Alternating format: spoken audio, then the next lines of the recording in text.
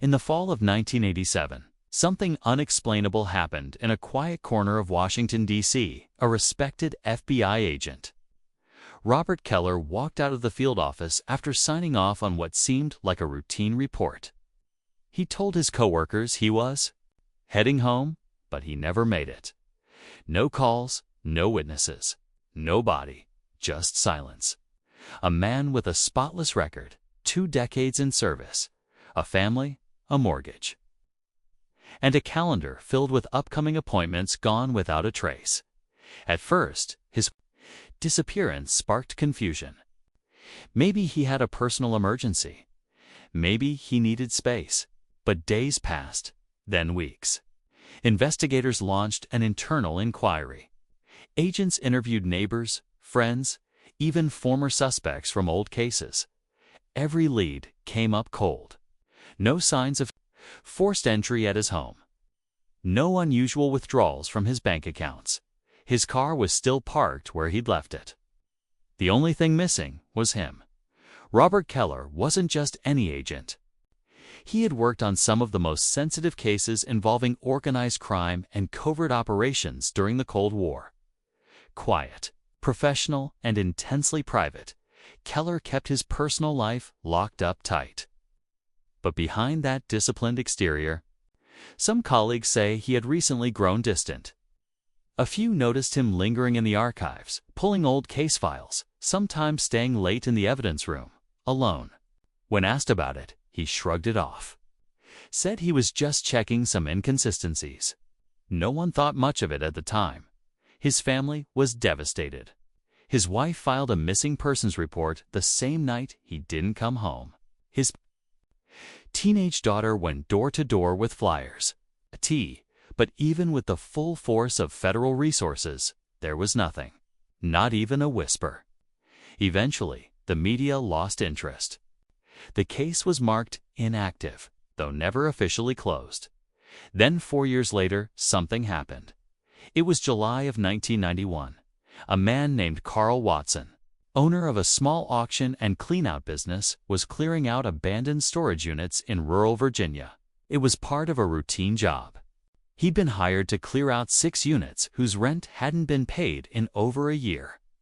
Most of the units were filled with junk-old furniture, boxes of newspapers, broken lamps. But unit number 47 was different. It was locked with 2 heavy-duty padlocks, not standard issue. Military-grade. Carl forced the locks open and slid the door up. What he saw made him freeze. Inside, the entire unit was lined with reflective insulation, like a makeshift lab or sealed chamber. In the middle stood a single barber-style chair with restraints on the arms. Nearby, a small metal table held several odd items: an FBI cap, a pair of pliers, a worn hammer, and a tightly folded bundle of blue straps. No dust, no cobwebs. The place looked maintained, like someone had been there not long ago. But the most chilling thing, a file folder placed neatly on the chair. Inside it, a stack of photographs, handwritten notes, and one FBI-issued ID badge belonging to Robert Keller. Carl didn't wait. He called the sheriff immediately, who then contacted federal authorities. Within hours, the site was crawling. With agents, they sealed off the storage facility and treated it as a high-priority scene. Questions started pouring in. Who had rented the unit? Why was Keller's ID there? And what was this room used for? The rental paperwork had been signed, using a fake name and a prepaid credit card purchased anonymously. Surveillance footage from the facility had long since been erased. But records showed the unit had been paid monthly, never late, for nearly 4 years, starting just 3 weeks after Keller's disappearance. Whoever was maintaining it had gone to great lengths to stay hidden. As agents combed through the unit, more disturbing details emerged. The insulation lining the walls wasn't just for temperature. It was designed to muffle sound completely. The restraints on the chair showed signs of wear, and beneath the flooring, investigators found hidden compartments with reels of undeveloped film maps marked in red ink. and coded messages scribbled in shorthand Keller had used during classified assignments. None of it made sense. Why would a high-ranking agent vanish, only to have traces of his identity resurface in such a grim, secretive setting? Was he being held there at some point? Or more unsettling, had he set it up himself? The theories grew darker. Some believed he had uncovered something he wasn't supposed to, maybe a rogue operation inside the Bureau. Others whispered about psychological breakdowns, double lives, or worse, betrayal from within. But what no one could explain was how his badge, personal notes, and that unmistakable FBI hat ended up locked in a silent metal box 4 years after he disappeared. This discovery reignited the investigation with a new urgency. Forensics teams worked round the clock, and agents dug back into Keller's old cases. Patterns began to emerge: connections between long-closed files, disappearances, strange coincidences. The tension inside the Bureau grew. People began to wonder, had someone in their own ranks orchestrated the cover-up? And if so, were they still active? But here's where it gets even stranger. Just 2 weeks after the storage unit was opened, and its contents documented, it was broken into again. Surveillance cameras newly installed captured nothing. Whoever entered the scene did so without leaving a trace. When agents returned, the film reels were gone. So was the FBI badge. In its place, they found a single note, typed in all caps: "You weren't supposed to find this." That's when everything changed. To this day, Robert Keller's fate remains a mystery. No body was ever found. No one came forward. But what was uncovered inside that silent, windowless room changed how the Bureau approached its own investigations. It also forced some agents to look over their shoulders, wondering who was watching, and what secrets had yet to surface. What really happened to Agent Keller? Who maintained that unit, and why? And, more importantly, what was he trying to warn us about? The answers lie deeper than anyone expected. And in the next part of this story, we'll uncover the chilling truths hidden inside Keller's final case file, truths the Bureau never wanted to go public. Stay tuned. Long before Agent Keller vanished, there were signs something wasn't right. At first, they were smaller: missed team meeting, unexplained time off, late-night visits to the archive room that no one could explain. His colleagues chalked it up to stress. After all, the cases he handled weren't ordinary. Keller had worked deep undercover during the height of the Cold War. He'd investigated domestic espionage, rogue agents, and even potential foreign moles within U.S. intelligence. The kind of cases that came with heavy clearance and even heavier secrets. In 1986, just a year before his disappearance, he'd confided in a junior agent, Mark Dobbins, that something about a closed investigation still bothered him. Dobbins didn't think much of it at the time. He assumed Keller was just the type who couldn't let things go. But now, looking back, he remembered Keller using one strange phrase: "It never really ended." Dobbins had asked what he meant. Keller simply said, "Some people wanted it closed before it was finished." That closed case was known internally as Operation Glasslight. Officially, it was marked as a successful dismantling of a small intelligence leak within a federal subcontractor group. But, off the record, there were whispers about double agents, falsified testimonies, and surveillance that never got logged. Keller had led the inquiry, but not all his notes made it into the final report. Some said he didn't trust the system to hold the truth. Others thought he was just paranoid after years in the field. Either way, his file on Glasslight was sealed. Only a handful of people knew what was really inside. After the storage unit discovery, investigators reopened everything related to Glasslight. What they found was disturbing. Names redacted in the original files suddenly began to reappear. In Keller's private notes, the same names that had once come up in internal audits, flagged for suspicious activity and quietly buried without explanation. Most of these individuals were still in government positions, higher up now, with more to lose. One of them, a former analyst named Harold Greer, had left the Bureau 2 months after Keller disappeared. Greer claimed it was early retirement. But the timeline didn't sit right. Keller's handwritten notes recovered from the storage. Units seemed to focus on Greer more than anyone. Several pages included surveillance sketches, timestamps, and strange symbols, likely his personal code. Analysts are still trying to fully translate it, but a few fragments stood out. One phrase was repeated multiple times: "He's not who they think he is." Meanwhile, Keller's family remained in limbo. His wife Ellen never stopped searching. In the early years after his disappearance, she spent countless nights going through his office drawers, reading old journals, trying to piece together what might have gone wrong. She even hired a private investigator after the Bureau's efforts. Slowed, the pie came back weeks later with nothing but a warning: stop asking questions. Ellen never told anyone who delivered it, but she took it seriously. From that point on, she kept quiet, at least publicly. After the storage unit incident in '91, Ellen was contacted again. This time by someone claiming to have known Keller during one of his overseas assignments in Berlin. The man who didn't give a name, said Keller, had uncovered something that was never meant to leave Europe. Before Ellen could ask more, the line disconnected. Investigators tried to trace the call, but hit a dead end. No record of it existed in the phone logs. This led to another theory: what if Keller had stumbled onto something that didn't just threaten individuals, but entire operations? Could he have been silenced by his own agency? Or worse, could he have gone into hiding willingly, believing he had no one left to trust? To dig deeper, agents began cross-referencing Keller's activity logs. From his final year, that's when they noticed gaps in entire days where no one could confirm his location.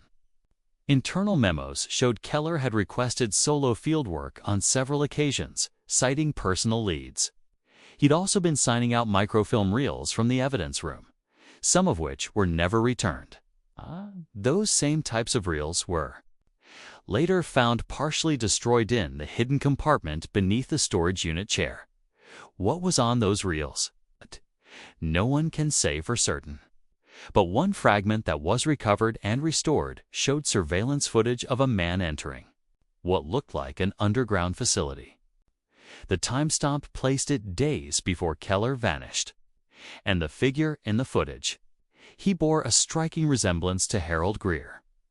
Meanwhile, media outlets began catching wind of the reopened case. But strangely, every story that broke was quickly pulled offline. Journalists received anonymous emails warning them to drop the Keller lead. One investigative reporter, Sarah Quinn, pushed forward anyway. She began tracking down former agents tied to Operation Glasslight. Some were cooperative, nervous, but cooperative. Others refused to speak entirely. One source, who agreed to meet Sarah off-record, described Keller as a man who knew too much, too soon. When asked what he meant, the source said he was close. Whatever he was digging into, he got too close. And someone panicked. The more Sarah investigated, the more she realized the official version of Keller's disappearance didn't line up. She uncovered a memo from 1987 suggesting Keller had submitted a report just days before he went missing. But that report was never filed. The file ID existed in the internal system, but the contents were gone. Deleted, erased without a trace. As all of this unraveled, one thing became clear. This wasn't about one missing agent. It was about what he found, and the people who would do anything to make sure it never saw daylight. Tension within the Bureau continued to grow. The current lead investigator, Special Agent Rachel Mendez, described the case as a shadow that keeps moving. Every time they found a new piece, something else would vanish. Evidence misplaced. Witnesses clammed up. And yet, the more they uncovered, the more it felt like Keller had left a trail on purpose. What if the storage unit wasn't just a place he was taken to, but a place he built? What if it was his message? A warning. One final detail kept investigators awake at night. Tucked inside the folder on that metal chair alongside the badge and notes was a single Polaroid photo. It showed Keller seated at the same chair, staring directly at the camera. His expression was calm, focused. Behind him, scribbled on the foil wall in marker, were 3 words. Don't trust them. No time stamp. No explanation. But the photo itself appeared to be taken with the same model of camera that Carl Watson, the storage cleaner, later claimed was missing from the unit after it was broken into the second time. This story isn't over. In fact, it feels like it's only just beginning, because every lead seems to point toward a deeper conspiracy one Keller was trying to expose. And if what he found was dangerous enough to erase him, what's still out there waiting to be uncovered? The trail hasn't gone cold. Not yet. But what's coming next might change everything. Weeks after the Polaroid photos surfaced, Agent Rachel Mendez couldn't shake the feeling that they were being watched. Every move they made around Keller's case seemed to echo louder than it should have. Internal emails would disappear. Her recorded interviews with former agents were somehow overwritten. And late one night, as she sat reviewing the decoded segments of Keller's recovered notes, her laptop screen flickered. A black window popped up with a single line. Stop digging. This isn't yours. The message vanished before she could take a screenshot. She filed a report. Of course, but her supervisor shrugged it off as a technical glitch. Maybe it was. Or maybe someone inside wanted her to believe that. Mendez knew the deeper she went, the more exposed she became. But something about Keller's final days wouldn't let her walk away. She started re-interviewing people from Keller's last major operation, Operation Glasslight, this time off the record. She found one name Keller had circled and read several times in his notes: Lena Bray. Back then, this was just a data clerk, low clearance. But her access logs suggested she had viewed top-level intelligence documents she shouldn't have. Her name never appeared in the original inquiry, which struck Mendez as odd. She was still alive, now living quietly in Arizona, under a different last name. Mendez flew out without alerting her team. When she found Lena, the woman looked like someone who had spent years looking over her shoulder. She didn't open the door all the way. She didn't smile. She asked no questions, only said, "You're here about Keller." Mendez nodded. Lena stepped aside and let her in. Over the next hour, she laid out a part of the story no one had heard before. Back in 1987, Keller had come to her with suspicions about tampered files. Lena, skilled with internal databases, helped him run cross-checks without tripping security protocols. Oh, what they found terrified them, both certain names attached to both foreign and domestic intelligence reports, linked by the same coded designation, T-17. Lena didn't know what it meant, but Keller told her it wasn't supposed to exist, that it was a shadow directive, unauthorized, but somehow fully operational. He believed a rogue operation was embedding agents in both government and private defense contracts under fake credentials, with full immunity from oversight. Then Keller stopped contacting her. Days later, her workstation was wiped. She was reassigned. The next week, Keller disappeared. Lena said nothing for years, fearing the same would happen to her. She changed her name, moved west, and buried everything. But she'd held on to one thing: an old microcassette tape Keller had given her, hidden inside a hollowed-out book. She handed it to Mendez, saying quietly, "He told me if anything ever happened to him, this would explain why." Mendez took it back to D.C. immediately, but when she played it, the audio was warped, distorted by age. Only parts of it were clear. A few phrases stood out. Not all of them wear uniforms. It goes higher than anyone expects. If they find this, they'll know I broke protocol. Keller's voice sounded calm, but tired, like he knew the walls were closing in. Meanwhile, journalist Sarah Quinn was chasing her own leads. She'd gotten a call from an anonymous number directing her to a long-abandoned warehouse in Baltimore. When she arrived, she found more than dust and broken glass. Hidden beneath the floorboards was a metal briefcase. Inside, surveillance photos of Keller meeting with an unidentified man outside a diner in Virginia, photos dated just 5 days before his disappearance. The man's face was always turned away, never clear. But his build, clothing, and posture seemed familiar. Sarah's gut told her it might be Greer. She sent the images to a contact in image forensics. Hours later, her contact called panicked. The files were corrupted mid-transfer. Everything was gone. Her external hard drive stopped functioning. And when she went back to the warehouse to retrieve the briefcase, it was already gone.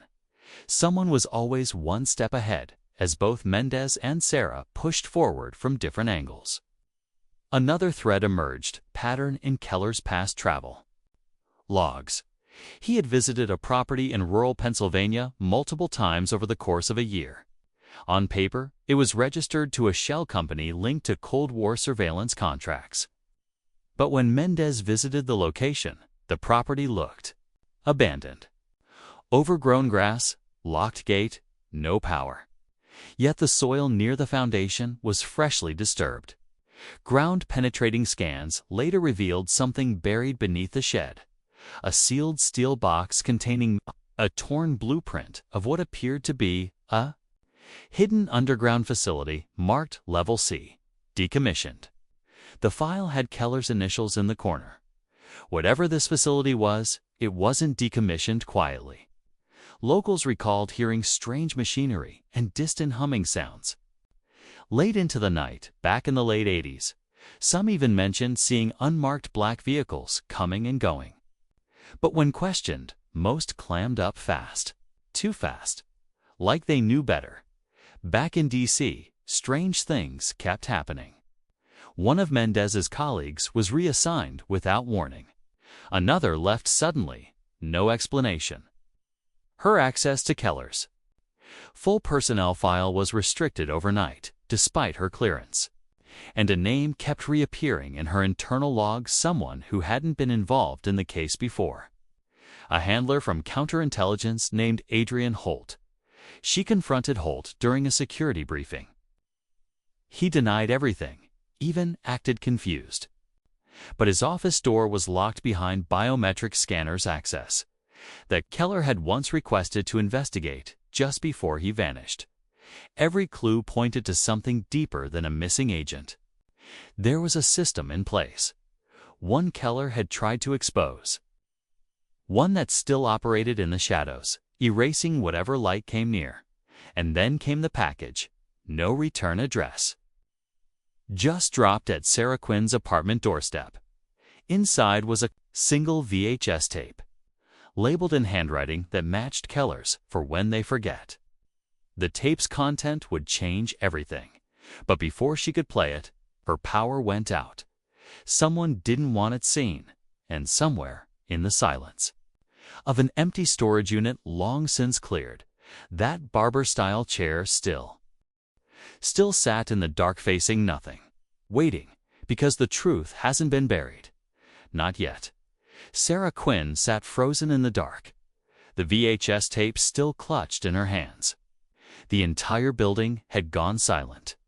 No power, no street noise, just an eerie hum that felt like it was coming from the walls themselves. She reached for her flashlight, flipped it on, and locked every door. Something in her gut told her this wasn't just a blackout. Someone knew she had the tape, and they weren't far. She didn't waste time. She packed her laptop, the tape, a portable VHS player she'd used for past investigations, and drove out of the city. She didn't even tell her editor. No more calls, no emails. She knew better. She ended up at a roadside motel 2 hours away. Old, cheap, but quiet. She set up the player, slid the tape in, and hit play. The footage started grainy, distorted. Then Keller's face appeared.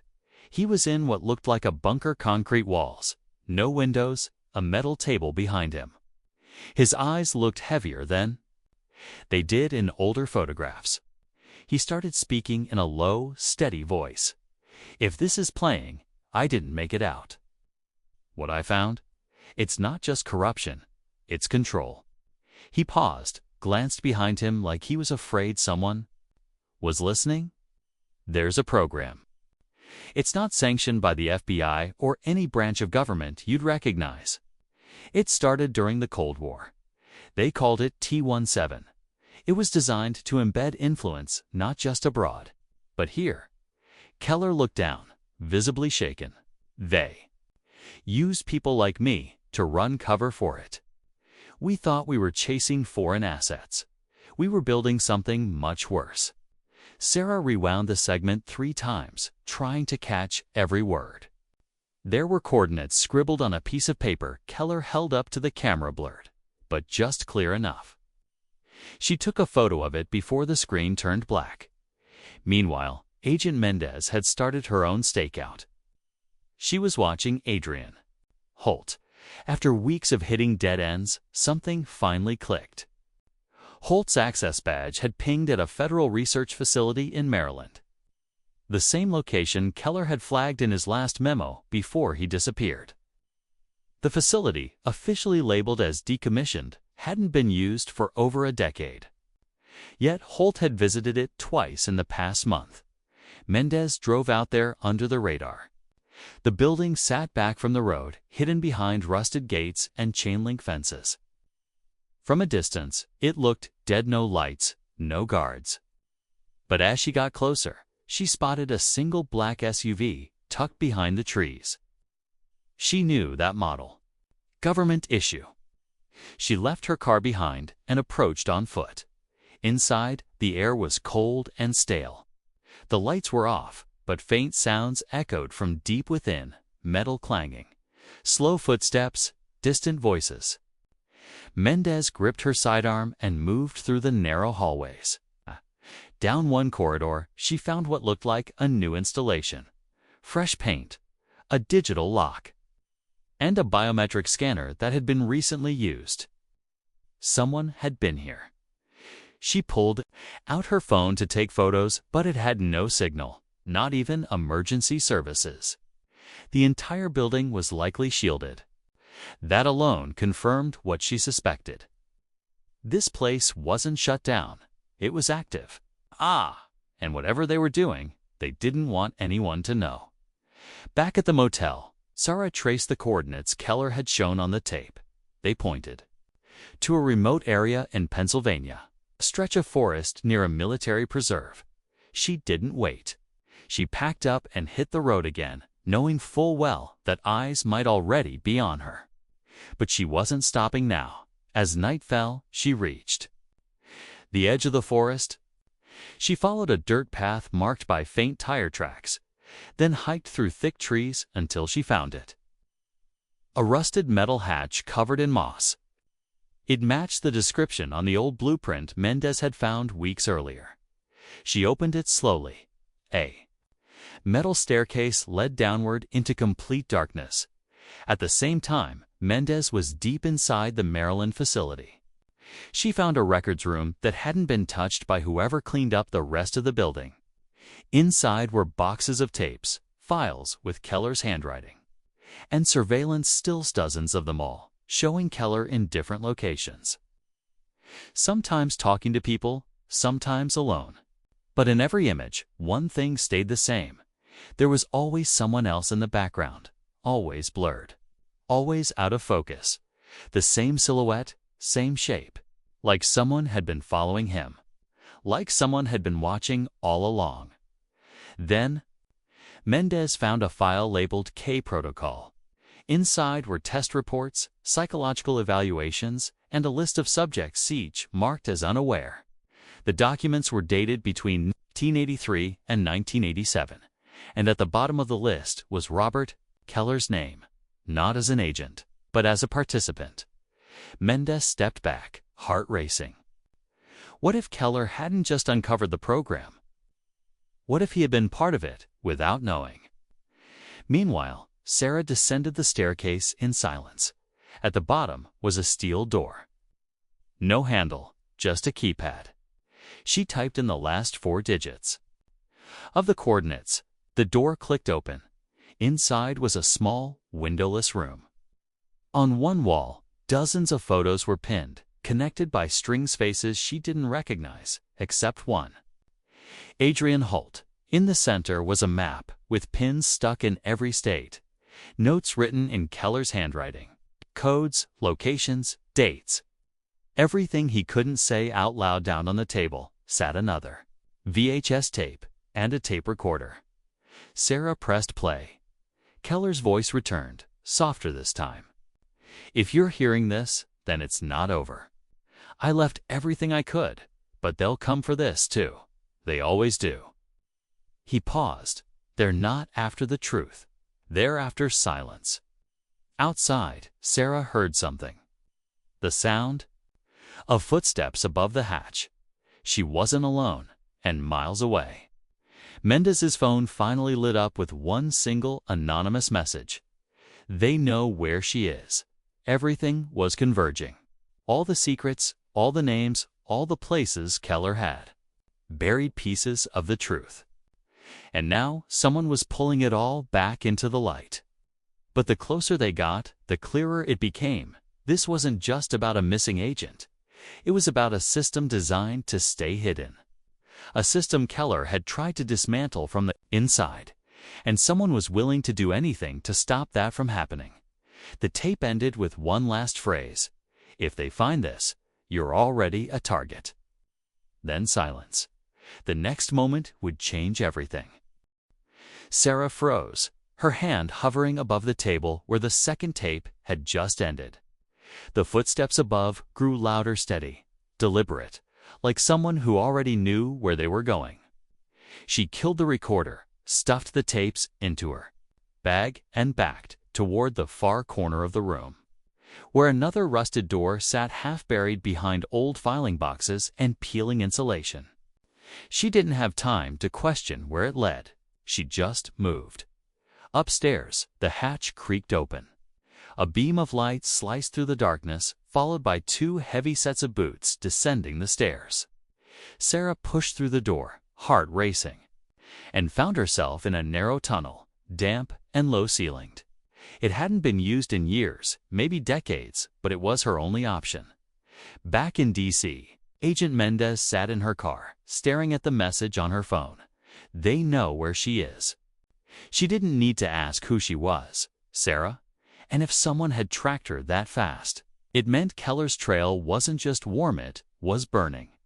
She tried calling, texting, anything. No signal, just static. She pulled out of the parking lot and drove straight to the one place that might still have Keller's unedited security logs, a restricted data vault beneath Bureau headquarters. No one liked going down there. The logs were encrypted, unfiltered, and only used when internal. Investigations reached a dead end. But when Mendez got there, something felt off. The door was open. A single light flickered overhead. Inside, the shelves were mostly bare. Entire rows of tapes were gone. Red tags hung loosely where boxes used to be. One man stood at the back of the room wearing a plain gray suit. She didn't recognize him. He turned slowly, not startled in the least. "You're not supposed to be here," he said calmly, his badge unreadable. Mendez asked him what happened to the logs. He didn't answer. He just handed her a sealed envelope and walked past her without a word. She opened it the moment he was gone. Inside was a printed photo-grainy surveillance. Sarah, standing in the hatch doorway. Date stamped just 30 minutes ago. And scrawled across the bottom in handwriting that matched Keller's. "She's not who you think." Mendez felt her stomach drop. Back in the underground passage, Sarah kept moving. The tunnel eventually led to a service elevator that hadn't worked in years. She climbed the ladder beside it, gripping each cold rung. As she reached the top and pushed open a grate, she emerged inside what looked like an abandoned warehouse. Daylight filtered through broken glass panes above. But what caught her attention was the wall ahead lined with photos and classified documents, all pinned with surgical precision. It was another research room, another safe house, and the documents. They detailed multiple disappearances of agents like Keller, names she'd never seen before, but all tied to a similar trail: classified projects, suppressed case files, and in every instance, one word scribbled in the margins: retention. One file in particular stood out. It listed a woman, Marisa Quinn, her mother's name, Sarah's. Breath caught. She flipped through the rest of the file, her hands trembling. Her mother had once worked in military communications. Sarah had always assumed she retired early due to health. But the file told another story: internal surveillance, sudden job reassignment, and a disappearance in 1992 marked as classified. Sarah had never been told the full truth. At that moment, something shifted. Maybe Keller hadn't been leaving a trail for the world. Maybe he was leaving it for her. The pieces began clicking together. Her anonymous sources, the unexplained threats, the sudden leads. What if she had been part of it all along? Not just a journalist chasing a story. What if she was the story? Just then, a sharp sound echoed across the warehouse, metal hitting concrete. She ducked behind a row of lockers. Two men entered through a side door. Not local law enforcement, not federal either. Their faces were hidden, their movements tactical. They weren't searching, they were sweeping. Clearing the area, Sarah knew she had minutes, maybe seconds. She reached into her bag and grabbed the tape. She had to get it out. Whatever was on this, whatever Keller wanted someone to find, wasn't just about exposing a program. It was personal. And it wasn't over. Across the city, Mendez sat in her car, replaying Keller's audio message from the recovered microcast. Something in his tone kept bothering her. Not fear, resignation. Like he knew how the story ended. She went back through his notes, this time focusing on the coded entries. And then she saw it. Every major discovery Keller had made, every warning. Every clue. It wasn't just about what they were hiding. It was about who they were building. T-17 wasn't just surveillance or infiltration. It was recruitment, a long-term initiative to mold specific individuals, place them strategically, and activate them when needed. These weren't spies. They were assets. Some of them didn't even know they were part of it. Sarah might have been one of them, and if she was, she wasn't just being hunted, she was being used. Mendez's hands trembled as she pulled out her own file and scanned her early bureau history. Background checks, clearance reviews, psych evaluations. Her mentor, Harold Greer. Her first assignment operation, Glasslight. She wasn't outside this story. She was already inside it. The whole case was never about solving Keller's disappearance. It was about waking up what he left behind. And now, all the pieces were in motion. But the question was no longer what happened to Robert Keller. It was who was next. Sarah pressed herself tighter behind the lockers, her breath shallow, mind racing. The footsteps were getting closer. She clutched the tape to her chest, knowing that whatever answers it held might be the last chance to expose everything Keller had died trying to uncover. She didn't know how much time she had left, but she knew one thing: if they caught her now, the trail would end for good. Just then, her phone buzzed one bar of signal. A message popped up: exit through floor, panel under desk. Now, no name, no explanation. But she didn't hesitate. Crawling low, she darted across the open floor, past the wall of documents, and found the desk. The floor beneath it was slightly raised, a steel plate barely noticeable unless you were looking for it.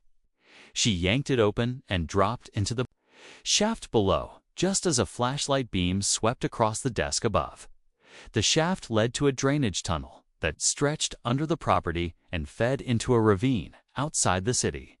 Cold, wet, but open. She ran. She didn't stop until she reached a gas station off the highway and called Mendez from a payphone. Mendez picked up on the first ring. "I have the tape," Sarah said, voice shaking. "So do I," Mendez replied. "And I think I know what it all means." They agreed to meet in a secure location, an old training site Mendez trusted. That night, under a thick fog and radio silence, the two women sat across from each other in a bare concrete room, each holding a piece of the story the world was never meant to hear. Mendez played her version of Keller's recording. It overlapped almost word for word with Sarah's, until the final minute, Keller's voice shifting, less weary, more urgent. "If you're listening, then they activated you. But it's not too late. You're not who they made you to be. You're still you. Find her. She's the key. Not because of what she knows, but because of what she can undo." Sarah blinked. Undo what? Mendez opened the file she'd brought from the vault. The T-17 dossier. Inside was a list of names, classified participants, hidden under layered identities. Some names were scratched out, others marked compromised. But one stood out. Subject 14, Sarah Quinn. Mendez turned the page. This wasn't just about Keller finding a secret program. It was about him finding you. They built T-17 to influence global outcomes through indirect control agents planted deep in media, politics, law enforcement. Most of them didn't even know they were assets. But you were different. You weren't meant to be activated. Sarah's voice was barely a whisper. "Then why now?" "Because you got too close," Mendez said. "And because Keller, he changed the plan. He broke protocol to protect you. He found out what they were doing to your mother, and he pulled you out before they could finish what they started." Sarah sat in stunned silence. The flashbacks made more sense now, memories that never fit. Dreams, she thought, were just anxiety. But they weren't dreams. They were fragments of training, programming, wiped memories. Pieces Keller must have spent years trying to recover and erase from the inside. Mendez slid over the last page of the file. A photograph. Keller and Sarah's mother standing outside a safe house in Berlin. 1986. Smiling. "Your mother wasn't just a participant," Mendez said. "She helped create the early protocols. She tried to stop it when she realized what they were building. That's why she disappeared. She went underground. Keller helped her escape." Sarah felt the weight of it crash down on her. Everything. She thought she knew her career, her instincts.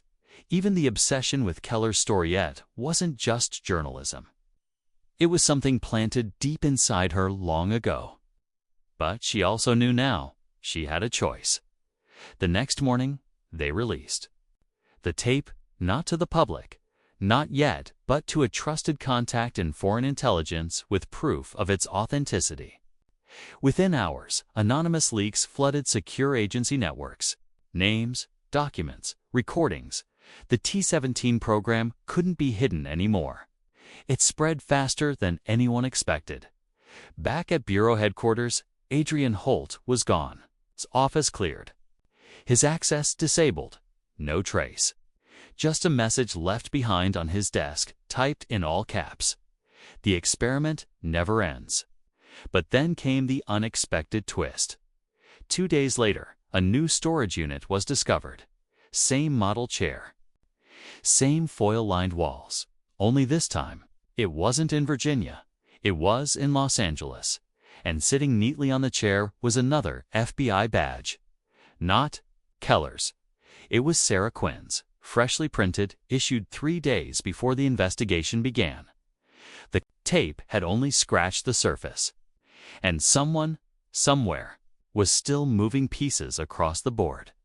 The story didn't end with Keller. It had only just begun. Sarah stared at the badge, her name etched in crisp black ink, the FBI seal gleaming under the flickering lights of the storage unit. Everything about it was real except it wasn't. She had never applied, never submitted any paperwork. And yet here it was, dated 3 days before she'd ever touched Keller's file. It was undeniable now whoever had built T-17 was still active, still watching, still planning. She called Mendez, voice shaking. "It's happening again," she whispered. "They're starting a new cycle." Mendez got there fast, bringing a small team of trusted agents. They sealed off the unit, documented everything. The fingerprints on the badge, Keller's. No recent ones, no signs of forced entry, as if he had left it there after his death. But Keller's body had never been found. It raised one final question no one had dared ask out loud. What if Keller hadn't been taken? What if he had become part of the program? Over the next few weeks, intelligence officials began untangling what they could from the leaks Sarah and Mendez had released. Dozens of agents were quietly suspended. Several internal departments were restructured. But the real story was buried just enough to avoid panic, but not enough to erase what had already been exposed. T-17 was no longer a rumor. It was fact. It's a black-budget program that had slipped past every layer of oversight, using memory manipulation, identity suppression, and long-term asset placement to shape influence from the inside. Mendez faced a difficult decision. She submitted a full report everything she knew, including her own early connections to Operation Glasslight. Her actions nearly got her pulled from the Bureau, but growing public pressure kept her name intact. Her bravery had become harder. To erase, she was reassigned to an internal truth commission formed specifically to audit rogue operations. Quietly, but powerfully, her role became something she never expected, protecting the next Keller from disappearing into silence. Sarah, meanwhile, walked away from journalism. Not out of fear, but out of purpose. She spent weeks recovering her mother's old files hidden in storage lockers across the country.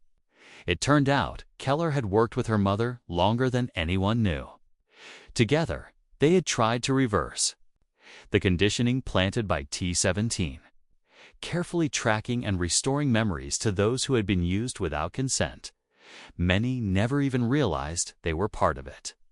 Sarah had been their final project, the one they hoped would break the cycle for good as she traveled. Sarah met others like her former agents, informants, civilians who had all experienced unexplained gaps in memory, dreams that felt like training exercises, and a pull toward investigations they couldn't explain. She started recording their stories, not for a report or article, but for them, to give them something no one else had: truth. Months passed, the world moved on. But traces of Keller's work continued to surface in quiet ways. A USB drive mailed, anonymously, to a senator. A whistleblower file tucked inside a shipment of federal surplus. A photograph of Sarah's mother appearing in a closed testimony hearing. Every piece kept the pressure alive, and then, almost a year after the second storage unit was discovered, Sarah received a letter. No return address. Handwritten on plain paper. "I never wanted this to fall on you. But if anyone could carry it, it was you. Keep going. Trust no one who asks you to forget." It was signed simply RK. There were no fingerprints. No digital trace. But Sarah didn't need proof. She knew Keller had survived. Or at least, a part of him had. Whether he was still out there physically didn't matter anymore. What mattered was what he left behind. A roadmap. A way out. A legacy not of secrets, but of truth. And that was what Sarah protected now. She lived off the grid, moving town to town, sometimes vanishing for weeks at a time. But every so often, a new file would arrive. Another asset.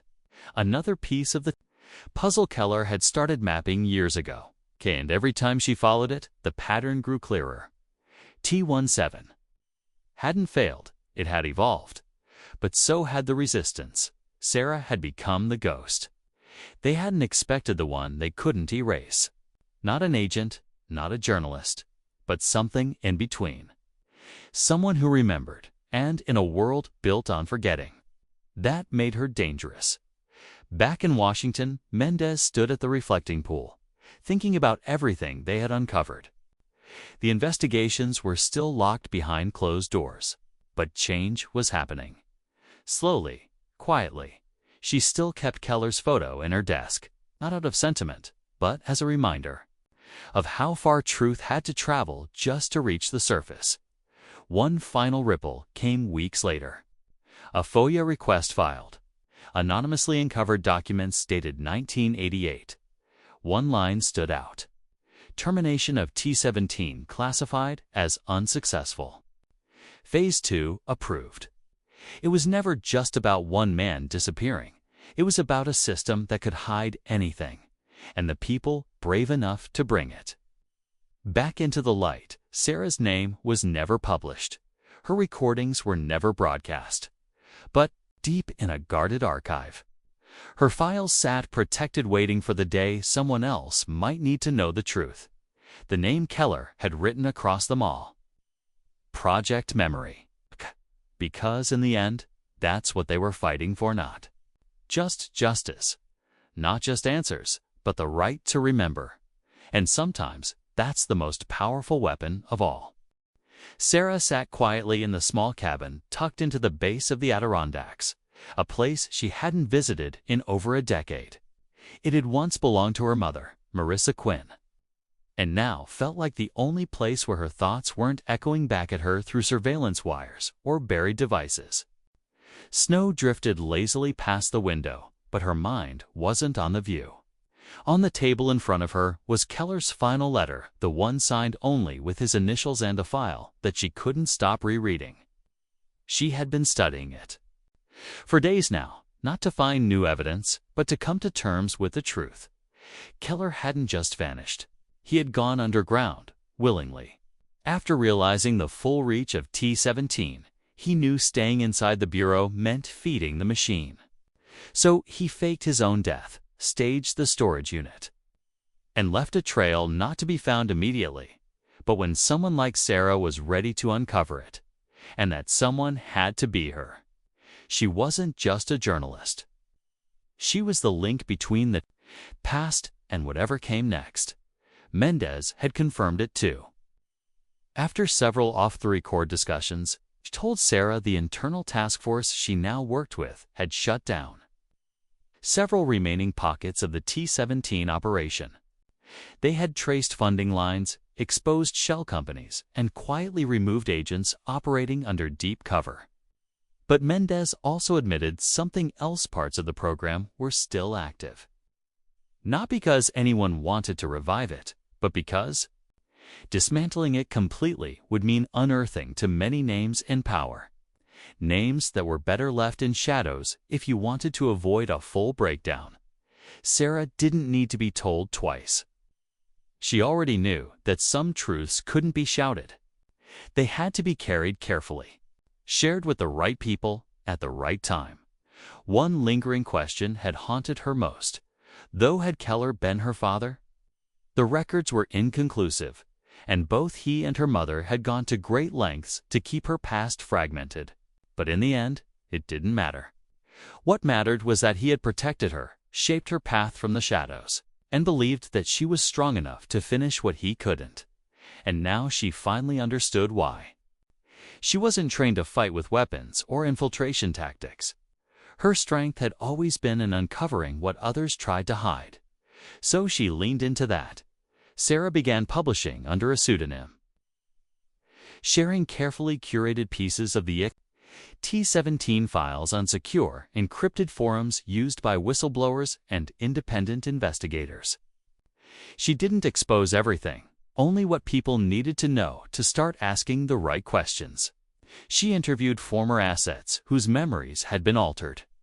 People like herself who had felt something was off but couldn't explain it. She helped them reconnect the broken lines of their own stories. One of them, a linguist from Virginia, remembered being pulled into a special training unit in 1989, only to wake up one day in a hospital with no memory of the previous 6 months. Another, a teacher from New Mexico, kept journals that made no sense, filled with foreign codes and phrases she didn't remember writing. And yet all of them had one thing in common. They'd received anonymous letters just before their unexplained experiences ended. Letters written in the same clean, quetchy, precise script as Keller's. He hadn't just protected Sarah, he'd helped dozens of others before her. The more stories Sarah uncovered, the more she realized something crucial. T-17 hadn't just been about control, it had been about fear. The fear that the future couldn't be trusted to ordinary people. That the only way to manage chaos was to plant order inside the system and manipulate outcomes from within. But Keller had understood the flaw in that thinking. He saw that the moment you try to control everything, you lose the ability to see people as they are. The human cost always comes back around. Sarah's work started gaining quiet traction. Investigative circles passed around her documents like rare currency. A few brave officials began pressing for oversight hearings, citing irregularities in federal intelligence funding. Nothing made headlines, but it didn't have to. For the first time in decades, truth was spreading without being hunted. Meanwhile, Mendez continued her work inside the Bureau. She trained a new generation of agents, ones who didn't just know how to follow protocols, but how to ask why those protocols existed. She reminded them that loyalty didn't mean silence. And in a quiet ceremony with no press or audience, she had Keller's badge officially retired. Not to erase what had happened, but to honor the man he became when he chose truth over comfort. As winter turned to spring, Sarah found herself back at the same diner where Keller had last been seen before his disappearance. She sat alone in the back booth, a small notebook open beside her coffee. She didn't expect anyone to show, but it felt right to be there. Just in case, an older man with gray hair walked in, sat at the counter, and ordered a black coffee. He never looked her way, but when he got up to leave, he passed by her booth and slid something across the table. A Polaroid photo. It showed a young Sarah on her mother's lap. Behind them, half hidden in the background, was Keller smiling faintly. Eyes watching, no message, no name. But that was enough. Sarah looked out the window as the man disappeared into the crowd. Maybe it was him. Maybe it wasn't. Some mysteries didn't need solving. Some just needed to be remembered. That night, she returned to her cabin and tucked the photo into her journal. The last page she wrote read simply, "The truth isn't always loud. Sometimes it's just what you carry and who you choose to become because of it." In the end, the real story wasn't just about a missing FBI agent or a hidden government program. It was about people, about memory, about standing up in the quiet moments when nobody else will. And though Keller may never return, his message had lived in every uncovered name, every story brought back into light, and in that, he hadn't vanished. He had finally been found.